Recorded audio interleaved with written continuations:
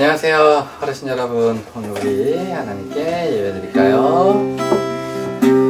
찬양하라 내 영혼아, 찬양하라 내 영혼아, 내 속에 있는 것들아 다 찬양. 감사하라 감사하라 내 영혼아, 감사하라 내 영혼아, 내 속에 있는 것들아 다 감사하라. 기뻐하라 기뻐하라 내 영혼아, 기뻐하라 내 영혼아, 내 속에 있는 것들아 다 기뻐하라.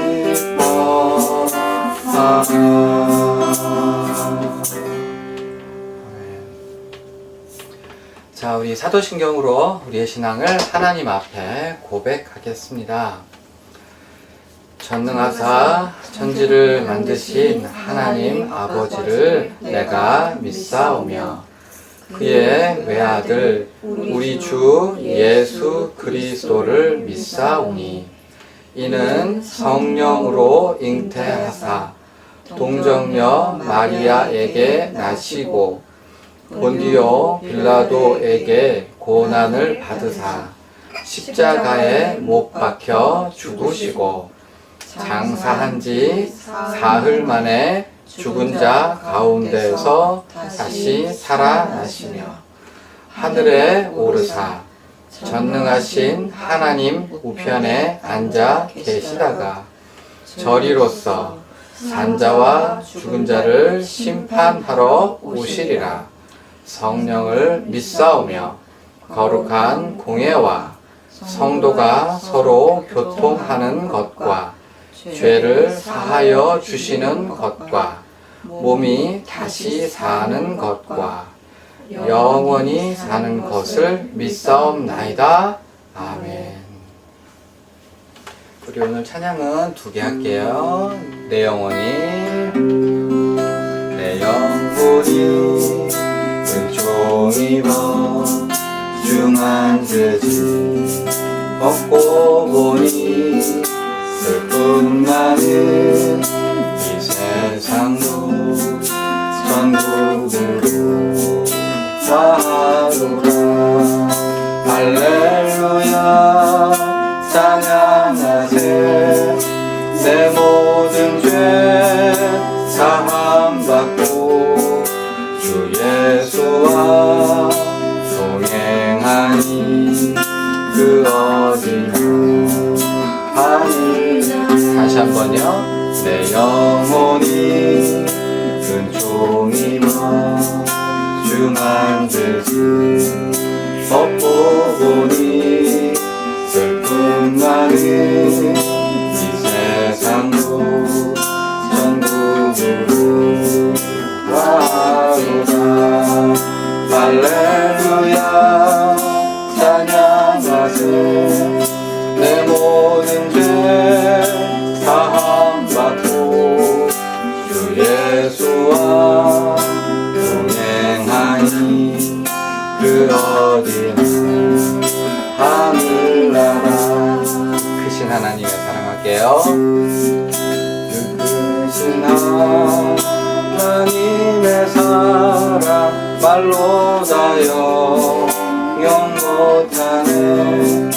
저 높고 높은 별을 넘이 낮보다 최고만 영혼 구하려 그 아들 보내사 화목제물 참으시고 죄 용서하셨네. 하나님 크신 사랑을 증량다 못하네. 영원히 변치 않는 사랑 성도여 찬양하. 한 번만 더 할게요. 그 크신 하나님의 사랑 말로 다 영영 못하네. 저 높고 높은 별을 넘어 이 낮고 낮은 땅 위에 죄범한 영혼 구하려 그 아들 보내사 화목제물 삼으시고 죄 용서하셨네. 하나님 크신 사랑을 증량다 못하네. 영원히 변치 않는 사랑 성도여 찬양하세.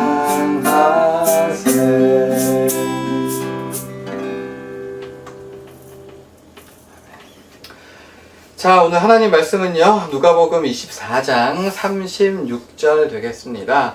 예수께서 친히 그들 가운데 서서 이르시되 너희에게 평강이 있을지어다. 아멘. 예수께서 친히 그들 가운데 서서 이르시되 너희에게 평강이 있을지어다. 아멘. 오늘 우리는요, 드디어 누가복음 마지막 장 24장 본문을 가지고 같이 은혜를 나누고자 합니다. 앞선 23장, 지난주 설교했었던 23장 내용 기억하시나요? 예수님께서 고난을 받으시고 죽으시기의 과정이 바로 23장에서 우리에게 설명해 주고 있습니다. 예수님께서 고난 가운데, 죽으시는 가운데, 핍박을 받으시는 가운데 예수님의 마음에는 무엇이 있었습니까? 우리를 향한 극진하신 사랑 가운데에서 그 모든 일을 행하셨습니다. 자, 예수님께서 이제 십자가에 못 박히기 위해서 십자가를 그 골고다로 걸어가는 길목에 서서 많은 여인들이 울면서 따라왔습니다. 그때 예수님께서 어떻게 하셨나요?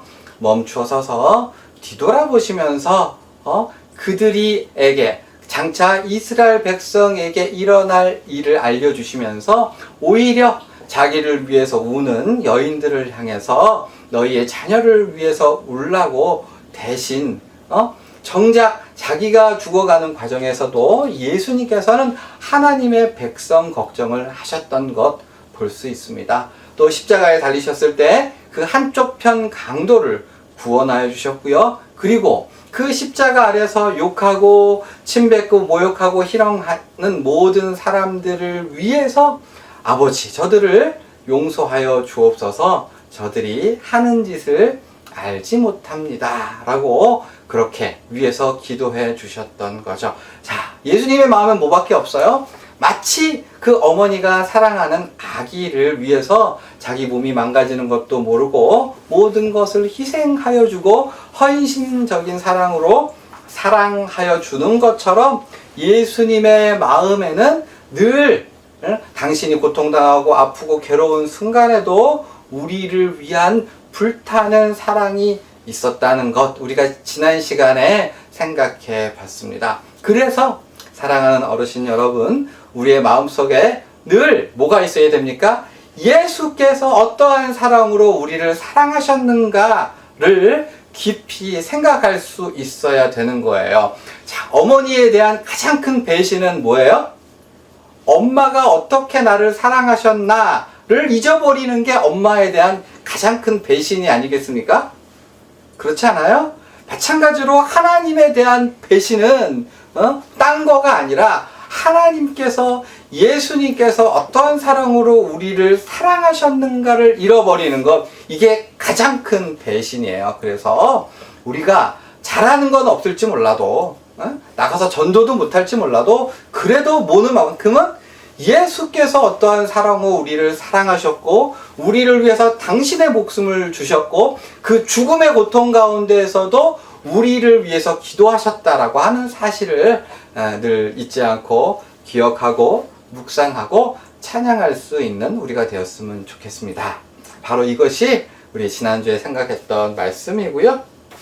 오늘 우리가 살펴본 누가복음 24장에서는요.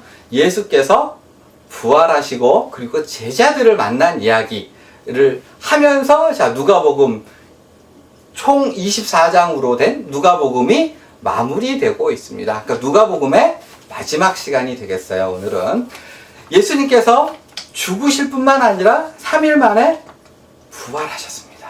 그런데 이 예수께서 우리를 위해 죽으시고 부활하시는 일은 예수께서 죽으시기 전에 미리 제자들에게 수차례 가서 설명을 하셨어요. 야, 내가 우리가 지금 갈릴리에서 예루살렘으로 올라가지 않니 얘들아? 이 제자들아? 그런데 올라가면 내가 좋은 일이 있는 게 아니라 거기서 배신을 당하고 침뱉음을 받고 희롱을 당하고 십자가에 못 박혀 죽을 거야. 그런데 내가 죽어서 끝나는 게 아니라 3일 만에 부활할 거야. 이 얘기를 여러 번 하셨어요. 그리고 그뿐만 아니라 내가 얘들아 부활하면 뭐하면? 부활하면 내가 너희보다 먼저 갈릴리로 가 있을게. 어디로 가 있을게? 어디로 가 있을게? 갈릴리로 가 있을게. 이건 누가복음엔 안 나오지만 다른 복음서에 나오는 이야기예요. 그러니까 예수께서 딱 죽으셨을 때 제자들이 예수님의 말씀을 제대로 믿었으면 어떻게 해야 되는 거요? 그렇죠. 예수님의 고향인 어디? 갈릴리로 가야 되는 거예요. 예루살렘에서 갈릴리는 굉장히 먼 거리입니다. 한 평양쯤 된다고 생각하시면 돼요. 서울에서. 그러니까 숨도 안 쉬고 돌아가셨다. 그랬으면 이제 부활하실 것이니 우리가 예수님을 만나기 위해서 어디로? 갈릴리로 보따리 싸가지고 갈릴리로 가자. 그러면 거기서 예수님께서 기다리시겠지. 이러한 믿음을 주기 위해서 예수님께서는 제자들에게 믿음을 주기 위해서 진짜 많은 일을 행하셨어요. 무리도 걸으시고 병자도 고쳐주시고 폭풍우도 잠잠케 하시고 물고기 한 마리 잡았더니 거기 막 동전이 나오고 막 기적과 이적을 얼마나 많이 보여주셨는지 몰라요. 그 모든 것을 보여주신 이유는 딱 한 가지. 예수께서 하나님의 아들이시고 하나님의 아들로서 죽으셨다가 뭐 하기 위해서? 죽으셨다가 죽어서 끝이 아니라 부활하실 것을 믿게 하기 위해서. 그러니까 3년 동안 예수님의 기적을 다 보고 그 놀라운 체험을 한 사람은 당연히 예수께서 말씀하신 대로 어디 가서 기다려야 돼요? 갈릴리로 가서 기다려야 돼. 그러면 자 제자들 중에 몇 명이나 갈릴리 가서 기다렸을까? 한 명? 한 명? 땡. 단 한 사람도 예수께서 부활하실 것을 믿지도 않고 기대하지도 않았어요. 모든 제자들은 그렇게 안 믿기도 쉽지 않은데 모든 제자들은 예수가 죽었으니 모든 게 다 끝이다 생각하고 그 중에 여자들만 누구들만? 여자들만 의리가 조금 있었어. 그래가지고 예수께서 죽으시고 그 다음에 무덤에 들어가신 것을 보고 이 여자들은 의리가 있어서 향품과 향유를 준비했어요. 요거는 설명을 제가 조금 드릴게요. 우리는 요즘은 다 뭐 이렇게 화장을 하고 예전에는 다 매장을 했지만 이스라엘은 어떻게 장사를 지냈냐 하면 굴을 파요. 아니면 원래 있던 굴에다가 이게 나무가 아니라 돌로 된 침대 같은 걸 하나 둬요. 그래 놓고 사람이 죽으면 거기다가 시신을 갖다 놔요. 그러면 시간이 지나면 어떻게 되겠어요? 살이 다 날아가겠죠. 썩겠죠. 그러면 그 뼈를 모아다가 항아리에다 담아. 그리고 그 옆에다 이렇게 둬. 그리고 또 다른 사람이 죽으면 그 네모난 판에다가 또 시신을 올려두고, 그리고 나서 썩으면 또 항아리에 담고. 그러니까 무덤이라는 게 한 번 쓸까요? 여러 번 쓸까요? 여러 번 쓰는 거예요. 그런데 여러 번 쓰니까 사람들이 자꾸 들어갔다 나왔다 하겠죠. 그럼 시체가 썩으면 냄새가 시적하게 날 거 아니야. 벌레도 끼고. 그러니까 이제 시신을 그냥 갖다 놓는 게 아니라 약간 이 방부 처리를 하는 거예요. 그래서 거기다 향유도 바르고 향품도 발라. 그래가지고 벌레가 좀 덜 끼게, 그 냄새가 좀 덜 나게, 그리고 세마포 천으로 이렇게 덮어두는 거예요. 그런데 이 예수님의 제자들은 아무도 그걸 안 했는데 누구만? 여자들만 의리가 있어가지고 여자들이 그 향유와 향품을 준비를 했어. 그리고 예수를 어디에다 모셨나를 잘 봤다가 주일날 새벽같이 그 아침에 그 무덤으로 간 거예요. 왜? 예수의 시신이 그냥 썩어가면 거기에 벌레가 생기고 그러면 싫으니까 우리가 그래도 의리가 있지 이러고 갔는데, 그게 믿음은 있는 거야 없는 거야? 믿음은 없지. 의리는 있지만 예수의 말을 안 믿었던 거죠, 이 여자들도. 그래서 무덤으로, 여자들이 참 겁이 없어요, 그죠? 무덤으로 싹 들어갔어, 몇 명이서. 그랬더니 거기에 예수님을 감쌌던 세마포가 놓여져 있고, 예수님의 시신은 있었다 없었다? 없었던 거예요. 그러면 이 여자들이 어떻게 생각을 해야 돼요? 예수께서 부활하셨다고 생각해야 되는 거 아니에요? 왜냐하면 예수께서 늘 그 말씀을 하셨으니까. 그런데 우리 반석이 말대로 이 여자들은 울기 시작했어. 그리고 놀래고 슬퍼했어. 왜? 누가 우리 예수님의 시체를 훔쳐갔구나. 믿음이 있는 거예요 없는 거예요? 믿음이 없는 거지. 예수께서 그렇게 열심히 말씀을 하셨는데 시신이 없으면 이건 뭔가 예수께서 부활하셨을 수도 있겠다 이러면서 같이 얘기도 하고 그래야 되는데 그냥 울고 있는 거야. 바로 그때 하나님께서는 그거를 답답하게 보시고 두 천사를 보내서 예수 산자를 죽은 자 가운데서 찾느냐. 뭐라고요? 산자를 죽은 자 가운데서 찾느냐. 예수는 부활하셨다는 것을 알려주셨어요. 그리고 천사 둘을 보내신 이유? 있습니다.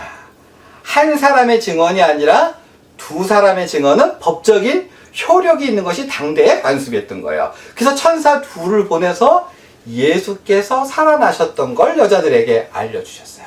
그 여자들은 놀라서 나머지 제자들에게 다 가가지고 큰 소리로 알렸던 거. 예수께서 부활하셨습니다.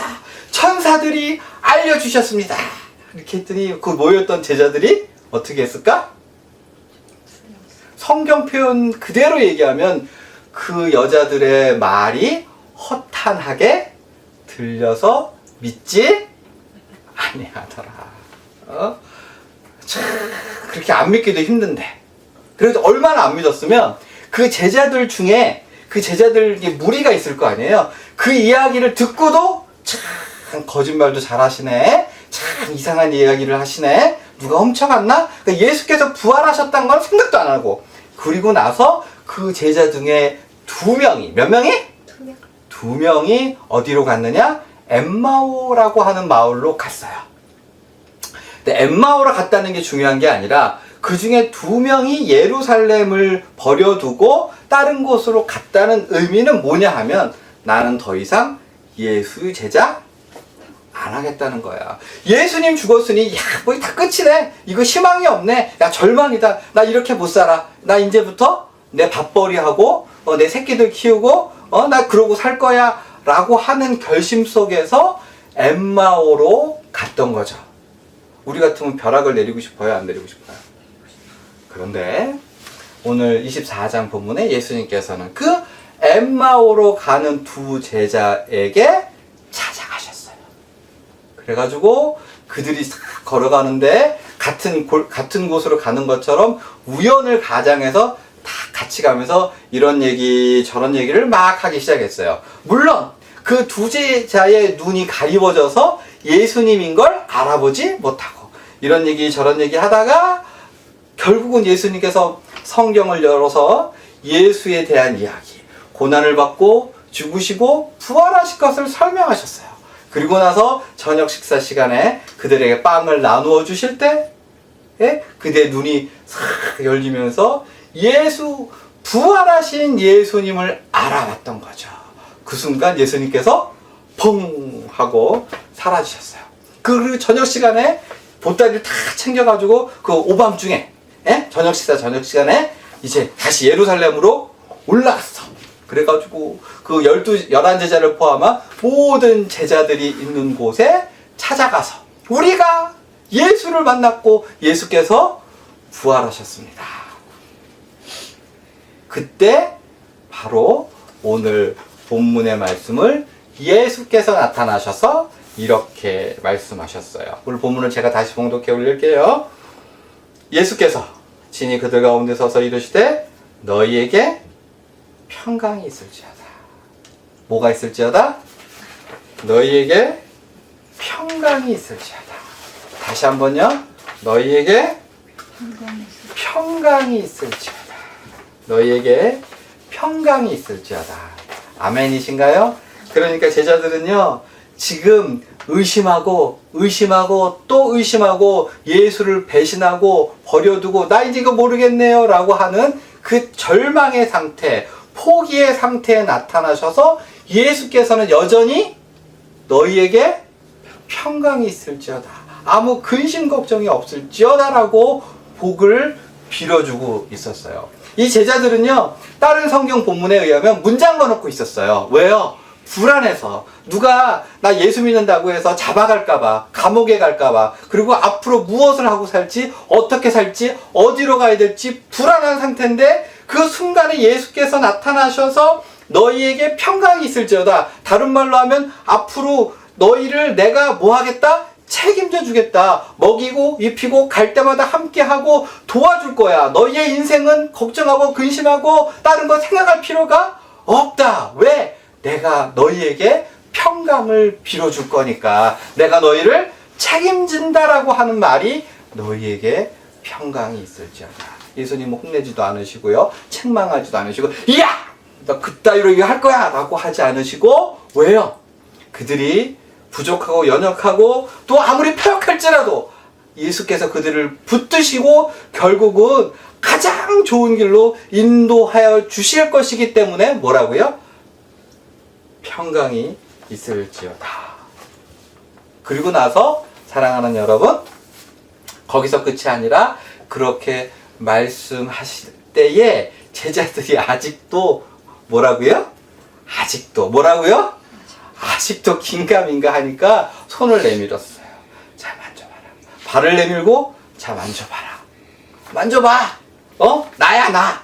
그래도 못 믿으니까, 야, 어디 먹을 거 좀 가져오렴. 생선 한 토막 다 갖다 주니까 예수께서 그거를 그 앞에서 드셨어요. 왜요? 증거를 주기 위해서. 내가 나다. 이 예수께서 자기의 손을 내어주시고 생선을 그 앞에서 드신 이유는 뭐냐 하면, 이 제자들이 아무리 안 믿으려고 하고 잘못된 길로 가려 하고 의심할지라도 예수께서는 결국 증거를 주시고 또 증거를 주시고 함께 하시고 도와주시고 그들이 결국은 믿을 수밖에 없는 그곳으로 그들을 인도하여 주실 것을 우리에게 보여주기 위해서 생선 한 토막까지 드셨다는 거예요. 더 이상은 그들이 야, 진짜 예수 부활하셨구나 인정할 수밖에 없는 순간까지 증거를 주시고 은혜를 베푸셨는데, 그 예수께서 바로 우리가 믿는 예수라고 하는 사실. 제자들과 우리가 다른가요? 우리도 불안하고 또 보이지 않는 가운데 있을 때, 예수께서 잡히지 않고 예수께서 보이지 않기 때문에 우리도 불안하고 어디로 가야 될지 어떻게 해야 될지 불안하고 또 근심을 할 때가 있을지 모르겠어요. 그러나 오늘 누가복음 24장을 통해서 예수께서는 다 그 어떠한 일이 있을지라도 우리를 붙들어서 결국은 하나님 나라의 백성으로, 천국 백성으로, 하나님의 일꾼으로 들어 쓰신다고 하는 사실을 보여주셨어요. 우리가 발버둥 쳐도 예수의 사랑이, 그 크신 하나님의 사랑이 우리를 강권하여 주시고 우리를 이끌어 가고야 말 거라고 하는 사실. 사랑하는 여러분, 우리가 섬기는 예수님은 바로 이런 분입니다. 우리가 섬기는 바로 예수님께서는 그러한 사랑으로 우리를 이끌어 가십니다. 이 같은 사실을 잊지 않고 늘 주님의 이름을 부르고 의지하고 기도할 수 있는 저와 여러분들이 되기를 부탁드립니다. 예수께서 가르쳐주신 기도로 예배를 마치겠습니다. 하늘에 계신 우리 아버지여, 이름이 거룩히 여김을 받으시오며 나라가 임하시오며 뜻이 하늘에서 이루어진 것 같이 땅에서도 이루어지이다. 오늘 우리에게 일용할 양식을 주시옵고 우리가 우리에게 죄 지은 자를 사하여 준 것 같이 우리의 죄를 사하여 주시옵고 우리를 시험에 들게 하지 마시옵고 다만 악에서 구하시옵소서. 나라와 권세와 영광이 아버지께 영원히 있사옵나이다.